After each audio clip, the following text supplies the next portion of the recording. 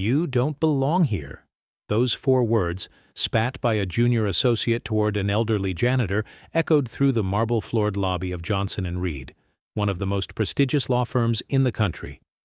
What does the young woman not know? The janitor mopping the floor wasn't just anyone. She was Mary Johnson, the iron-willed chairwoman of the firm and matriarch of the billion-dollar dynasty. After a 3-month absence from the public eye, Grandma Mary had returned, but not in her usual Chanel suits or pearls. This time, she was undercover. Her goal wasn't just to observe how the firm was run in her absence. She was hunting for something far more important, a worthy soul to become the wife of her only grandson, and the heir to her empire, Tom Johnson. And she was about to find her in the most unexpected woman of all. The smell of lemon-scented polish lingered faintly in the air as Mary Johnson wrung out the mop and glanced around the opulent lobby of Johnson & Reed. No one paid her any attention. That was the plan.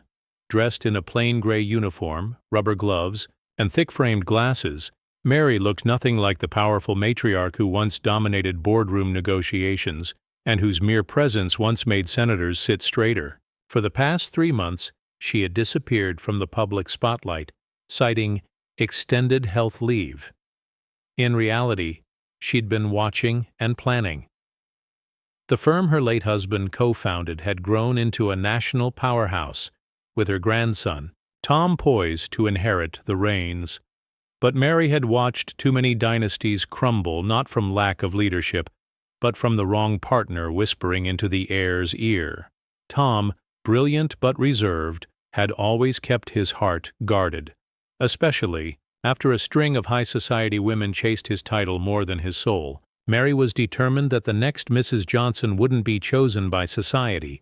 She would be chosen by character, and what better way to observe true character than in its rawest, unfiltered form?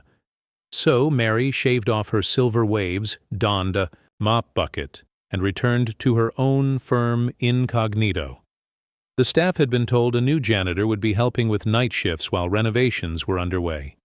No one asked questions, certainly not the junior associates, too busy flirting or backstabbing their way up the corporate ladder.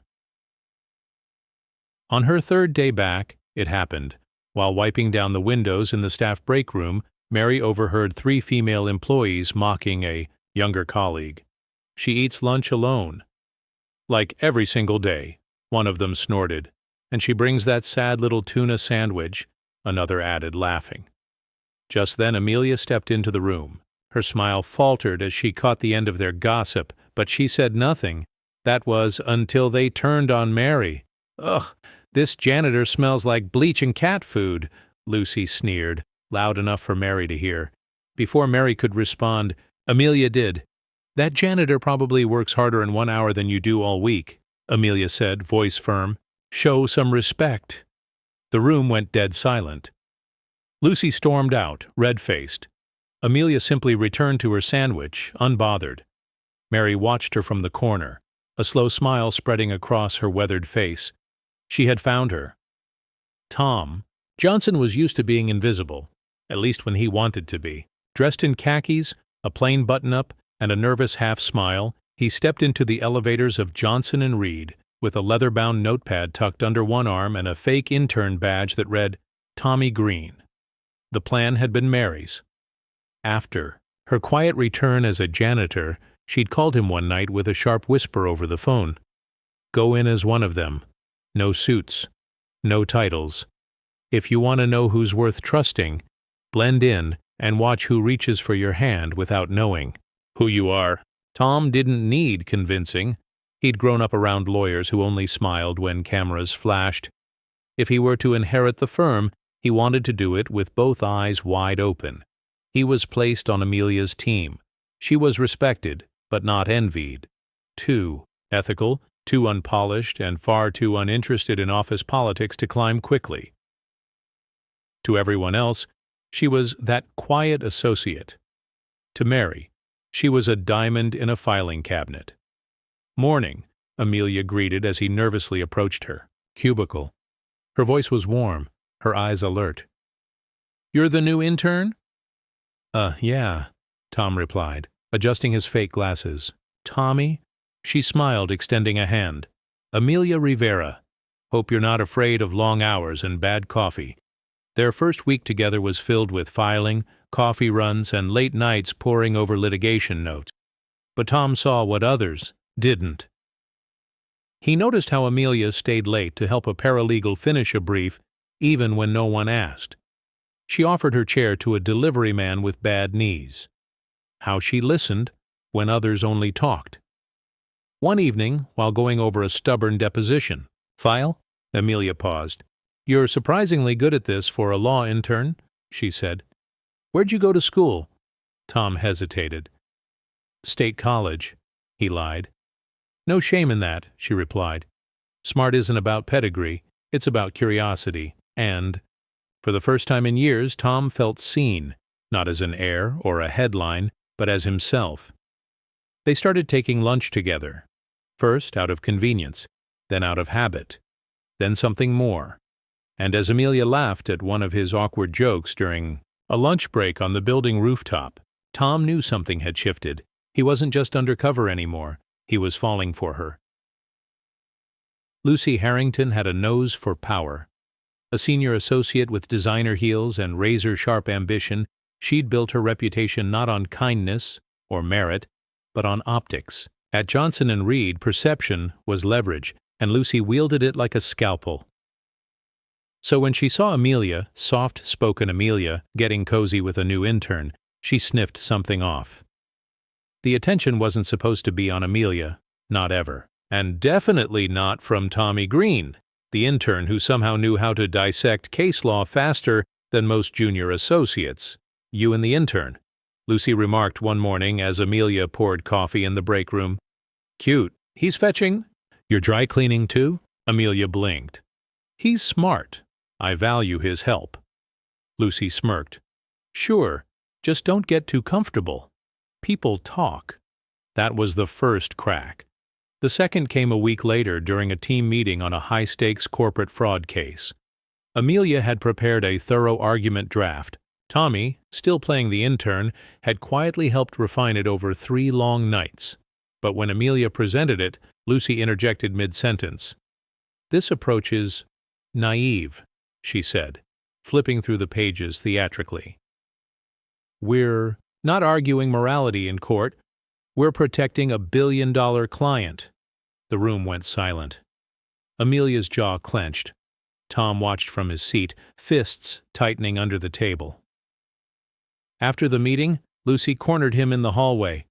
"You're wasting your time with her," she whispered, her voice sugar-coated venom. "You want to get noticed here? Align with winners." Tom forced a polite smile.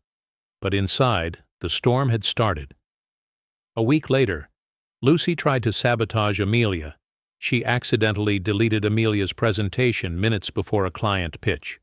She spread whispers that Amelia was plagiarizing briefs, and when Tom confronted her privately, she laughed. "You think this place runs on merit? Grow up. This is law, not a fairy tale." That night, Tom typed a confession email to Amelia, fingers trembling over the keyboard. "Amelia, there's something you need to know. I haven't been honest about who I am." He hit send, but the next morning, the firm's group chat exploded. Screenshots, mocking emojis. Someone had leaked the email. "Intern thinks he's the CEO. LOL. Even Amelia stared at him like a stranger. "You're who exactly?" she asked, voice low, betrayed. "I'm Tom Johnson," he said softly, but all he heard was laughter. The news of intern Tommy, claiming to be Tom Johnson, the elusive heir of Johnson & Reed, had spread through the office like wildfire. Most thought it was a joke. Some thought he had lost his mind. And Amelia? She walked past him like he was a stranger. Tom stood alone in the elevator that day, the floor lights blinking slowly above. But he wasn't heading to his corner office. Not yet. He was going to see Grandma Mary. She had been watching everything, from the janitor's closet, literally. The next morning, an all-staff email went out. Subject, Chairwoman Mary Johnson. Medical emergency. It was short, dramatic, and signed by Mary's longtime personal assistant. The whole firm panicked. Board meetings were postponed. The legal division froze in a fog of uncertainty. That afternoon, Amelia received a call. Private number. "Miss Parks, this is Mrs. Johnson. I'd like to see you. In person." Amelia froze. "You mean the chairwoman?" "Just Mary," the old woman chuckled. "I'm at the penthouse suite. Come for tea, please." When Amelia arrived, Mary was lying in bed, propped up by silk pillows, draped in a quilt that looked more fashion than function. She looked frail. "You saved me once," Mary whispered. "Back in the office cafeteria, when those women insulted me. You didn't know who I was, but you defended me." Amelia's eyes softened. "I just did what anyone decent would do." Mary smiled. "That's precisely why you're the one." "The one? I'm old, and maybe I've seen too. Many greedy people chase power, not purpose. My grandson, he's a good man, but he needed to see the world through your eyes." Amelia's brows furrowed. "Are you saying—" "I'm asking you to marry him," Mary said. "Quickly. He loves you. I see it. And I'm not sure how much time I have left," Amelia stammered. "Mrs. Johnson, this is sudden. I'm just a lawyer." "You're more than that," Mary said firmly, her eyes glinting. "You're the kind of woman I wish I had been when I was younger. Please, if not for love, then for an old woman's peace of mind." When Amelia returned home that night, her mother was waiting. "She called me, too," her mother said. "Mary Johnson," she said, "marrying Tom might be the best decision of your life."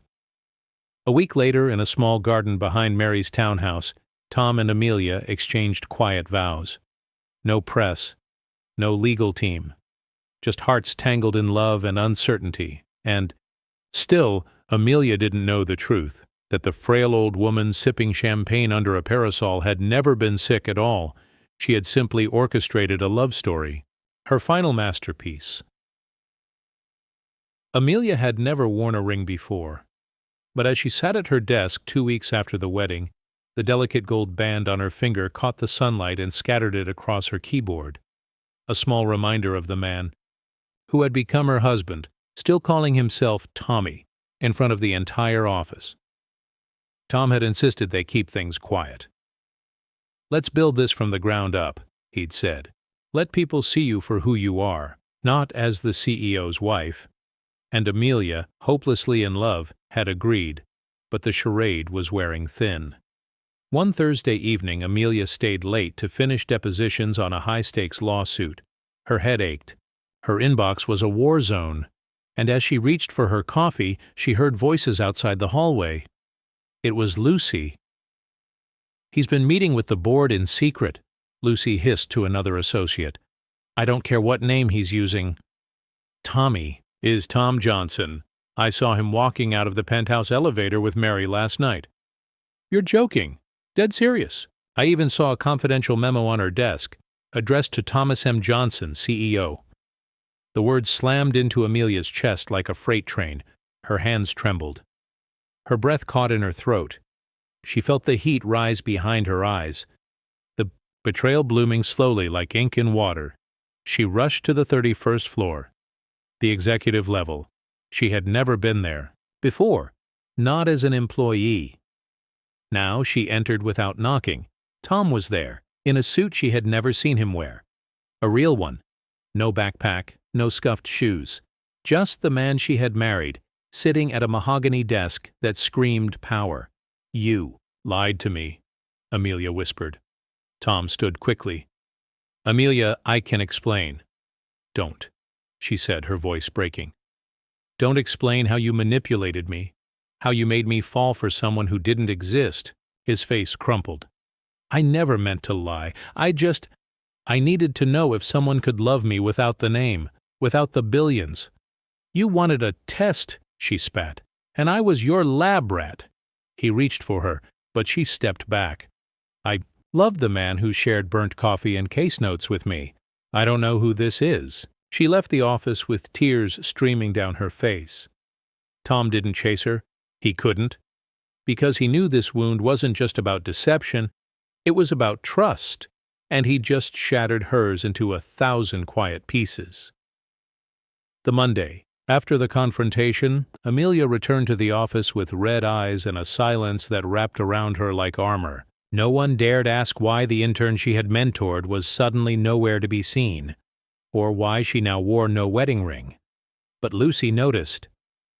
"Oh, honey, he ghosted you already," she mocked near the copy room. "Next time, date someone who can afford more than thrift store shoes." Amelia said nothing. She just smiled. A cold, surgical smile, because she knew something Lucy didn't. Grandma Mary had called her. "I warned Tom not to let it drag on," she'd said over the phone. "But I see now why he fell for you. You don't break under pressure, you sharpen." Mary had then sent her something unexpected, a trove of internal documents, leaked memos, discreet HR complaints. A digital paper trail points to someone sabotaging high-profile cases, and the name on every file? Lucy Harrington. One file stood out. A forwarded email containing sensitive client data, sent not by Amelia, as rumors claimed, but from Lucy's IP address. A second trail led to Layla, Maddox, Tom's ex-girlfriend, now working in legal compliance. Together, they had built a whisper network blaming Amelia for security leaks. Enough was enough. At Tuesday morning's meeting, the conference room was packed. Amelia entered in a navy suit sharper than a blade. Tom was not in the room. Mary had ensured that. When Lucy leaned back with her usual smirk, Amelia slid a folder across the glass table. "What's this?" Lucy asked, still smug. "Proof," Amelia said, "of your misconduct, forwarding confidential data, falsifying logs, coordinating with Layla to frame me." The room went still. A senior partner opened the folder, gasped. This is damning." Layla burst into the room seconds later, face pale, holding her phone. "You set me up!" she shrieked. "No," Amelia replied coolly. "You did that yourselves." Within the hour, Layla had been escorted from the premises by security. Lucy followed minutes later, still shouting threats about defamation lawsuits, none of which would hold. As Amelia walked back to her office, the once gossipy staff stared in stunned silence. She had been the target. But now, she was a storm. 3 days had passed since the company shakeup. Lucy and Layla were gone. The whispers had shifted from mockery to confusion.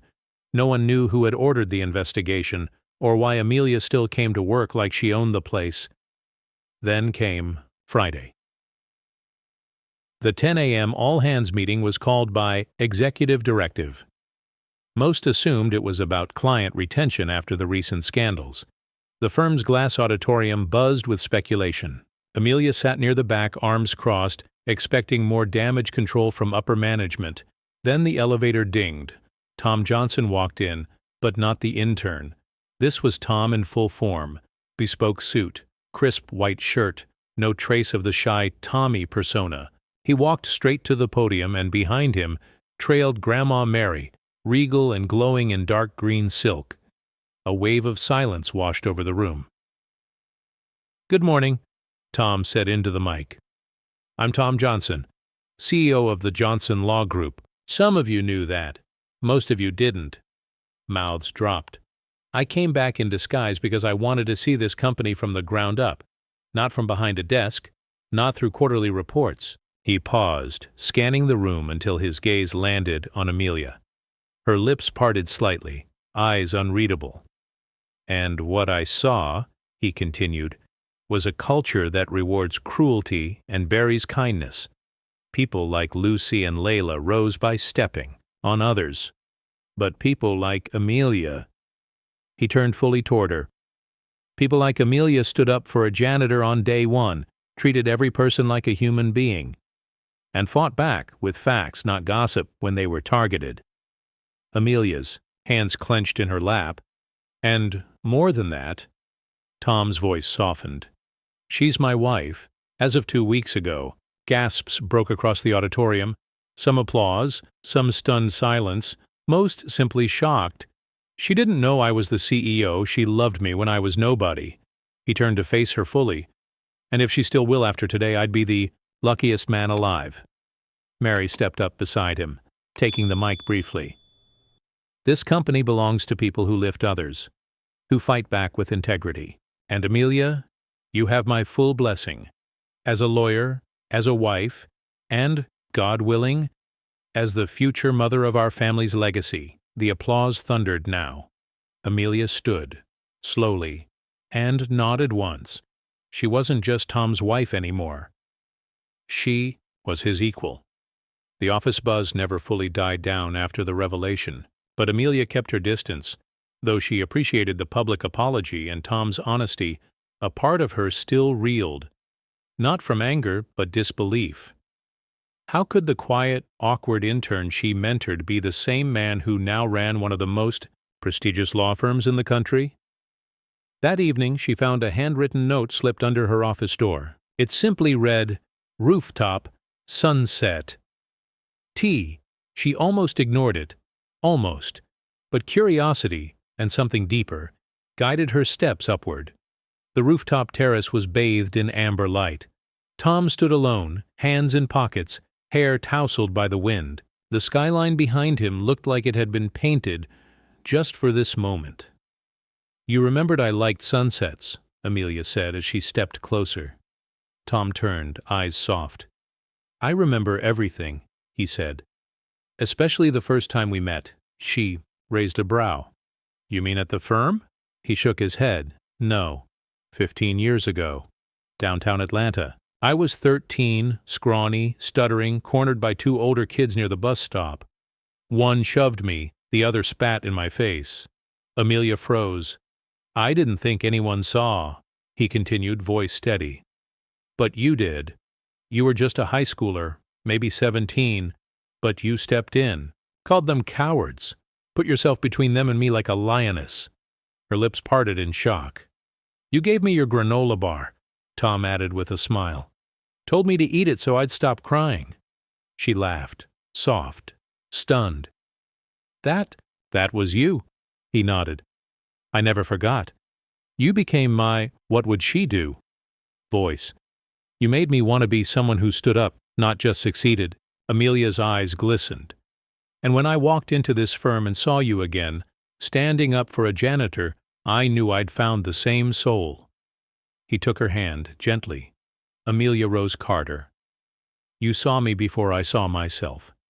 You loved me when you thought I had nothing, and if you'll let me, I want to spend every day proving I'm worthy of that love." A pause. "I love you. Not just for who you are, but for who you make me want to become." Amelia didn't speak right away. Instead, she pulled him into the warmest, most certain kiss of his life. No more secrets, no more disguises, just truth, just them. For a few blissful weeks the storm seemed to have passed. Tom and Amelia had returned to their routines, though now hand in hand, while Grandma Mary, finally content, resumed her yoga and suspiciously detailed matchmaking for distant cousins. But peace has a habit of drawing shadows. Late one Friday evening, the Johnson estate was unusually quiet. Tom had just returned from a business trip. Amelia was curled up on the couch, thumbing through baby name books, not for herself, but for a pro bono client, or so she thought. Outside, a black car pulled up at the gated entrance. Layla Whitmore stepped out, elegant as ever, but with a coldness in her eyes that hadn't been there before. Since being fired from Johnson & Lorne, she'd fallen fast, from cover stories to canceled contracts. Her beauty endorsements had vanished, her elite invites rescinded, and in her mind, only one person was to blame: Amelia Carter. Tonight she wasn't coming to talk. Inside her Hermes clutch was a tiny vial, colorless, tasteless, and illegal. In all 50 states, she'd done her research. Just a few drops in a glass of wine would induce hours of suggestibility. No memory, no inhibition, no resistance. It wasn't murder. Not exactly, just enough for her to seduce Tom, snap a few photos, and destroy everything he had with Amelia. Layla adjusted her silk scarf and rang the bell, slipping on the expression of fragile regret. The door opened, not to Tom, but to Grandma Mary. "Layla?" Mary blinked, feigning surprise. The fallen phoenix returns." "I just want to apologize," Layla murmured, voice sugary. "To Tom, to Amelia. I made mistakes." "I'm sure you did," Mary replied. "Come in." Layla was ushered into the parlor. Crystal glasses were already set out. Wine chilled, a perfect setup, if only it had been her own. When Tom entered, Layla wasted no time. "I just want to toast to your happiness." She smiled, discreetly unscrewing the vial, but as she tipped the drops into his glass, she froze. Grandma Mary had silently raised her phone and snapped a photo. "I believe that's felony-grade sedative," she said coolly. "Shall I call my friends at the district attorney's office, or would you like to leave quietly?" Layla's face drained of color. She lunged for the glass. Too late. Security was already at the door. "Escort Miss Whitmore out," Grandma Mary said, "and make sure she doesn't return with anything more poisonous than perfume." As Layla was dragged away, kicking and sobbing, Tom turned to his grandmother. "You knew." "I always know, darling. I've seen prettier vipers in my garden." Amelia entered just then, confused. "What's going on?" "Nothing." Mary smiled. "Just weeded out the last of the snakes. Spring arrived early that year. Soft cherry blossoms unfurled along the Johnson estate gardens, painting the walkways in blush and ivory. Inside the main house, sunshine filtered through the French windows, casting a warm glow over the breakfast table. Amelia sat quietly, a hand resting on her stomach, her face a mix of disbelief and wonder. The test was no longer a question. It was a promise. She looked up to find Tom watching her from across the table, eyes wide with hope and emotion. "It's real?" he asked, his voice hushed. She nodded, and in that instant Tom stood, walked over, and dropped to his knees beside her. "We're going to be parents," he whispered, forehead resting gently against her belly. "We're going to be a family." Tears welled in Amelia's eyes, not of fear or uncertainty, but of profound joy. After everything, deception, heartbreak, public spectacle, and even attempted poisoning, this was their reward. A quiet, perfect beginning. Grandma Mary burst into the room moments later, holding a tray of croissants and herbal tea, completely ignoring the fact that it was Amelia's job to rest, not hers. "Darling," she exclaimed, "do you know how long I've waited to say this? I'm going to be a great-grandmother, and I've already shortlisted 38 names. Half of them start with M." Tom groaned. Amelia laughed, and just like that the house came alive, with laughter again. Over the next weeks, life slowed into something softer. The media frenzy over Tom's identity had faded. Layla had disappeared from the public eye. Lucy was busy selling overpriced supplements online. And Johnson & Lorne? It was thriving under Tom and Amelia's joint leadership, now a firm known not just for winning, but for standing up for what's right. At the office, co-workers greeted Amelia with newfound respect and genuine warmth. Not because she was the CEO's wife, but because she had fought and earned every inch of her place. One evening, Tom brought out a small box. "I never got to do this properly," he said, dropping to one knee again. Inside the box, a new ring. Simple, elegant, Amelia through and through. "Will you marry me again?" he asked. This time with no secrets, no disguises. Just you and me. Amelia grinned. "Only if you agree to do the dishes for the next 6 months." Tom laughed. "Deal." Dear viewers, what lessons did you take away from this dramatic tale? We'd love to hear your thoughts in the comments below. If you enjoyed the story, give us a thumbs up, share it with friends, and hit that subscribe button. Don't forget, to turn on notifications so you never miss out on our latest updates. Thanks for watching and stay blessed.